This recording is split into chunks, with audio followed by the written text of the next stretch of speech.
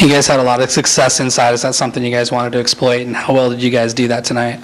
Yeah, I thought we were just okay at it, to be honest. I've been frustrated by that all year. The guard to post connection is not anywhere near what I expect my teams to do and what we've done typically through my career anyway. And so tonight it frustrated me. That's obviously an advantage in this game that I'm a player over 6'2", and we have 6'4", 6'7" on the floor the whole game. And Patricia might as well be 6'7". Her arms are so long. She's just so long, and plays so big.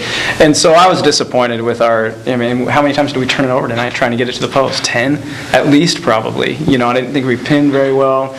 I thought St. Mary's did a good job being physical with us, and I know when you're tall, it's no fun to be pushed around by a little person. I know that from the other side of it, and that's what they did to us, So I was frustrated with it, to be honest, for the most of the part. But when they did catch it, they were effective, and I thought it got better as the game went, And so hopefully it's a sign of things to come, because that part of our game just needs to be, at this time of the year, it just needs to be dialed in, and tonight I don't think it was. Is that because of the outside shooting, some of the stuff inside got freed up? A little bit. Part of it is just the defense they run. That's what they give up. They front the post, and they're not as tall as we are. So we knew that there would be a lot of opportunity for it. We talked about the opportunities and when they would be there to throw those passes, but we were so inaccurate. We threw so many that were short.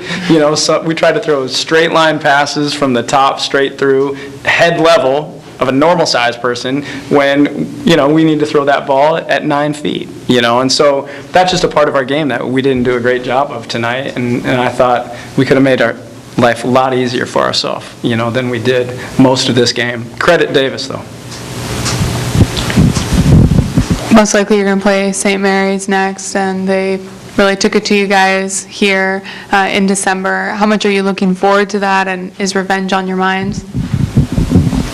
You gotta love playing really good teams, and one of the things that St. Mary's does so well is shoot the three, and so I know that a lot of our practice is going to be covering shooters and bumping down into the corner, because they hit a lot of corner threes on us too. So you got to be able to get up for every single game, and just because a team might shoot the ball a little better than the team before, it doesn't matter. It's another game, and our focus isn't on so much as how strong the competition is, but just getting the W. You guys look kind of dead the first half. Is that something you would agree with, and did you talk about that at halftime? We've been talking all along, just to play hard, play well. I think their defense threw us off a little bit. That was part of it, This team has not, what we talked about the other day against a Washington State, after we'd beaten them, they're the 11th seed, we're the 5 or 6 seed, a Utah that we'd already beaten, a Colorado that we'd already beaten. We have not done a great job and shown a maturity that we need to in getting up for teams that we are favored over. And this, obviously, we're home, so we were favored over this team. And so that has been an issue for our group all year, and it's the reason we had 12 turnovers at halftime. We didn't play sharp in the first half. And then when we need to, though, typically we'll crank it up and we'll execute well. That was a factor, I thought, in the first half. Again, there's no excuse for us to have 12 turnovers at halftime. I don't care who we're playing or where, And so I thought we played down a little bit. Things came easy to us early. We relaxed. We were at 16-6, right? And then we go in 23-20. And so we underachieved for 10 minutes. And that's been our Achilles heel all year. And that's what this team has done. And that's what we need to continue to be better at. St. Mary's coming in, or UNLV, whoever it is, we know that we've got a team that we've got to bring it. That game, I know you moved on, but I was still there. That game was the first big wake-up call for us of the year. We had gotten off to such a great start. We had played scared, knowing that we didn't know how good we were. We'd gotten off to, a 7-2 start, something like that, or 7-1. And then St. Mary's came in here and just drilled us. And they were so amped for that game. You could just see it in their faces. I passed them in the hallway. They were ready to go. That's going to be the same thing. They're not changing. That's who they are. They're going to come for blood, on Saturday night.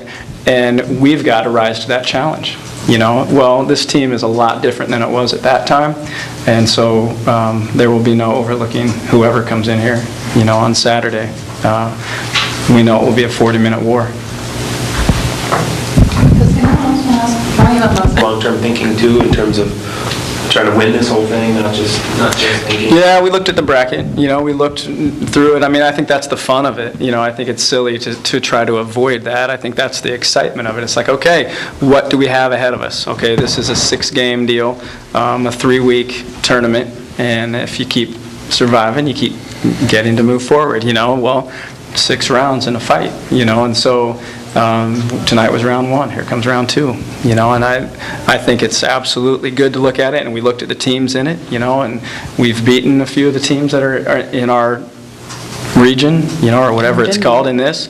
They've beaten us. I mean, we just know that they're teams we can play with, and so why not us? And I think probably everybody in the tournament, if they're not, should be saying the same thing, so who can bring it 6 times?